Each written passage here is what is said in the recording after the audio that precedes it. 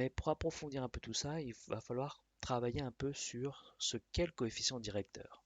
J'ai donc représenté dans le repère la fonction f de x égale 3x plus 2, exactement comme on a fait tout à l'heure, l'ordonnée à l'origine 2, et à partir de l'ordonnée à l'origine, je me décale de 1 et je monte de 3, j'aboutis sur un point.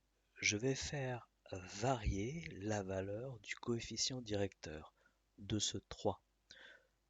L'ordonnée à l'origine, je vais toujours la laisser à cet endroit-là, mais 3, je vais changer sa valeur. Ainsi. Là, je diminue.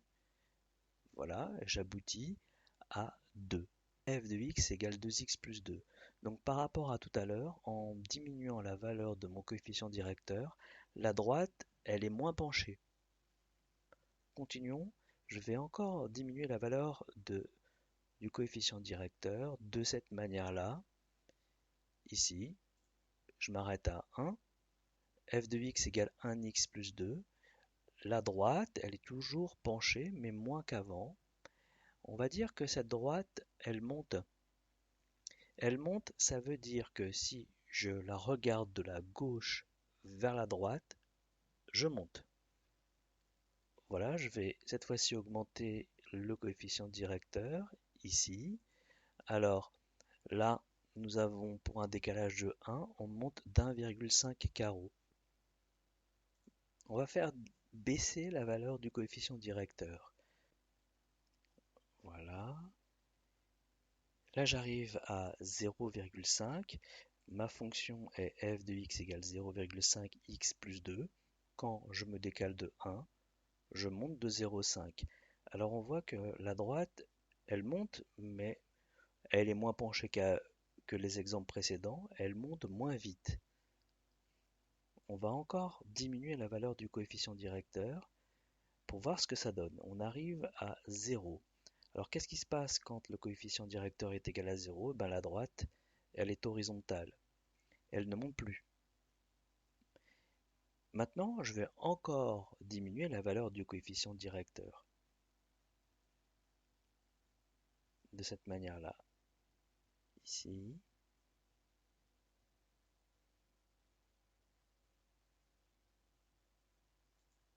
Observons ce qui se passe. Cette fois-ci, la droite ne monte plus, elle descend. Donc ici, nous avons un coefficient directeur négatif. Quand le coefficient directeur est négatif, la droite descend. Donc au lieu de dire je décale de 1, je monte de 1, on dit je décale de 1, mais je descends de 1. On va prendre d'autres coefficients directeurs négatifs, ici moins 2. Quand le coefficient directeur vaut moins 2, eh bien on se décale de 1 et on descend de 2. Un dernier exemple avec un coefficient directeur négatif. Voilà, on descend. J'essaie de mettre un moins 3, voilà.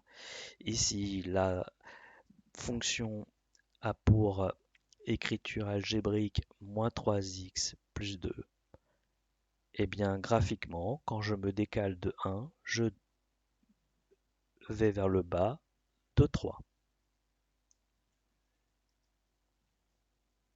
Maintenant, intéressons-nous à ces fonctions affines dont le coefficient directeur est un nombre qui n'est pas très pratique. Alors, on l'a vu tout à l'heure, quand le nombre est décimal comme ici, 0,5, ça veut dire que je me décale de 1 et que je monte de 0,5. Alors monter de 0,5 carreau, bah, c'est pas forcément évident. Alors plutôt que de dire je me décale de 1 et je monte de 0,5, je pourrais très bien le concevoir autrement et me dire, pour aboutir sur un nombre entier, me dire au lieu de décaler de 1 et 0,5 vers le haut, dire je décale de 2 vers la droite et je monte de 1. Ça revient exactement au même. Je vais avoir exactement la même droite. Sauf que le comptage des carreaux sera plus simple. Donc ici, on a 1 et 2 qui sont les deux décalages. Mais finalement, 0,5 qui est notre coefficient directeur, c'est la même chose que la fraction 1 demi.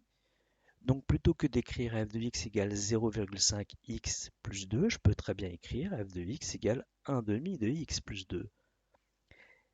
Et ce 1 demi, cette fraction, comme numérateur 1 et dénominateur 2, eh bien, se retrouve exactement sur notre graphique. On retrouve ce 1 et ce 2. Un carreau vers le haut et deux carreaux vers la droite. Prenons notre exemple. f de x égale 1,5x plus 2. Pareil que l'explication générale, 1,5x, ça veut dire que je vais me décaler de 1 carreau vers la droite et monter de 1,5.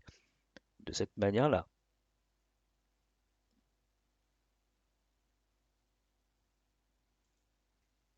Ainsi, là je sais que je vais pouvoir tracer la droite qui correspond à cette fonction affine. Je relie tout simplement les deux points que j'obtiens. Mais plutôt que de faire comme ça, je vais faire un petit peu comme j'ai expliqué tout à l'heure. 1,5 c'est ni plus ni moins que 3 demi. Ce qui veut dire qu'ici, ce sera un décalage vers la droite de 2 et un décalage vers le haut de 3.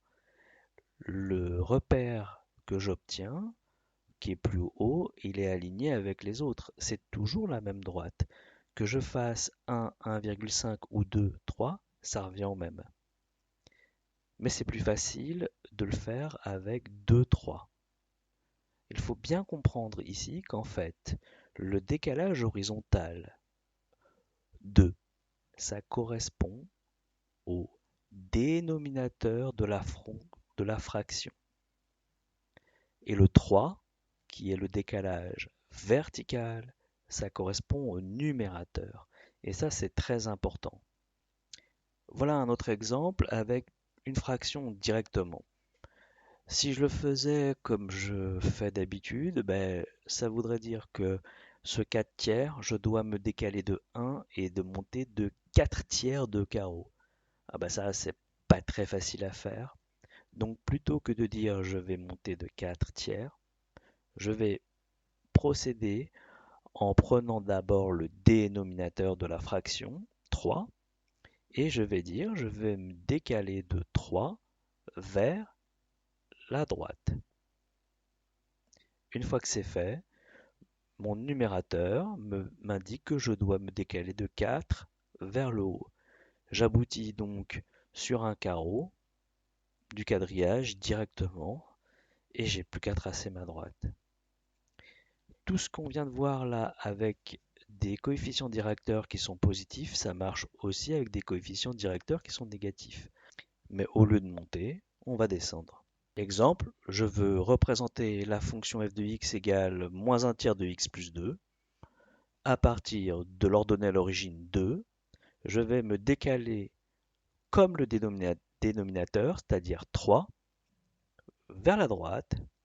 Et ensuite, au lieu de monter ce que je fais d'habitude, je vais descendre.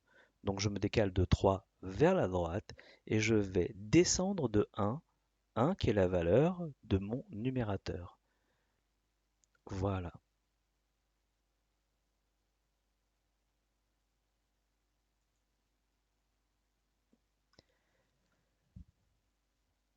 On va voir des applications ensemble. Dans ces petits exemples, j'aimerais que vous preniez un papier et un crayon, que vous traciez un repère et que dans ce repère, vous représentiez la fonction f de x égale 5 tiers de x moins 1. Mettez la vidéo en pause et dès que vous avez fini, faites lecture pour la correction.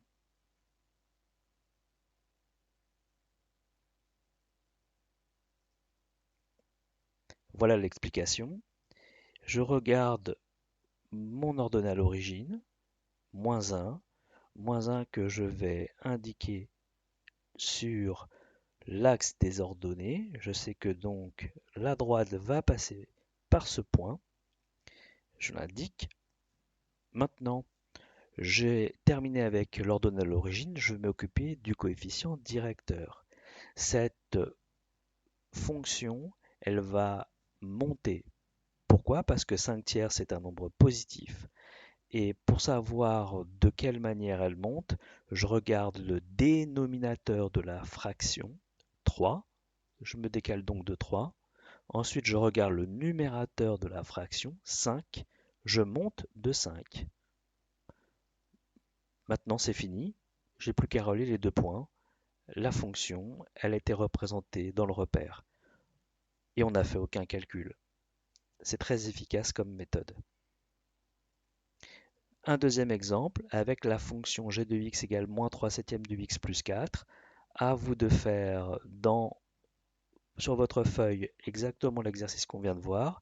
Attention, hein, cette fois-ci, le coefficient directeur est négatif. Allez-y, mettez la vidéo en pause et quand vous avez fini, faites lecture.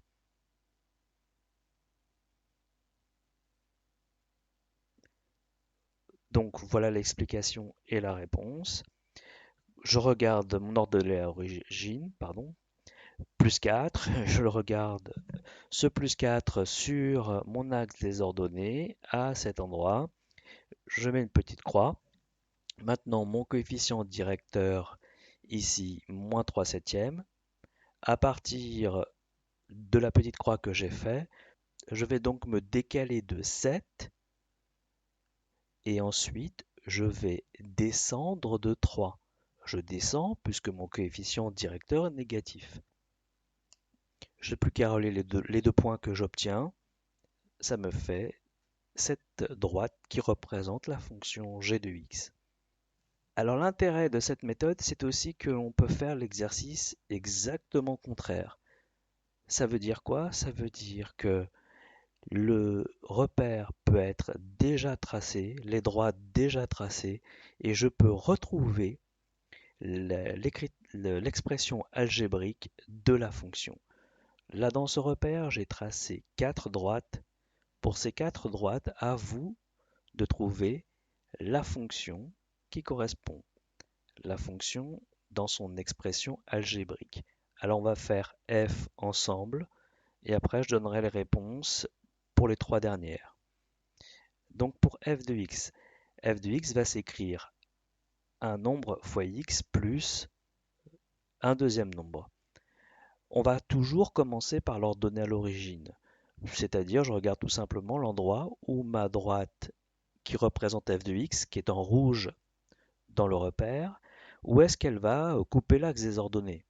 Ben, elle coupe en 5. Donc mon deuxième nombre, c'est 5. C'est l'ordonnée à l'origine. C'est très facile à voir. Maintenant, je vais m'occuper de mon coefficient directeur. Ma droite, elle descend. Mon coefficient directeur est donc négatif. Je vais regarder un autre endroit, facile à lire graphiquement, par où cette fonction, elle passe.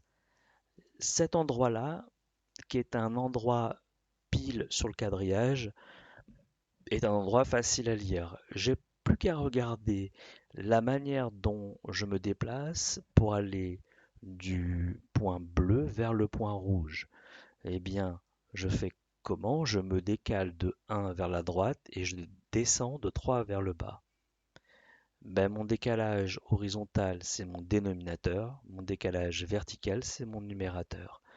J'oublie pas que c'est un coefficient directeur négatif, la droite descend, donc la fonction f va s'écrire sous la forme moins 3 sur 1 x plus 5. Alors le moins 3 sur 1 peut s'écrire plus simplement moins 3. La fonction f c'est moins 3x plus 5. À vous de faire les trois autres fonctions, g, h et i. Mettez la vidéo en pause et quand vous avez fini les trois fonctions, faites lecture. Bien, vous avez probablement terminé. Voilà la réponse pour les trois fonctions qui restent. H, c'est g de x égale 2x plus 0. C'est une fonction linéaire, elle passe par l'origine du repère. Le plus 0 ne sert à rien, mais je l'ai laissé pour l'explication. Je vous laisse regarder H et I.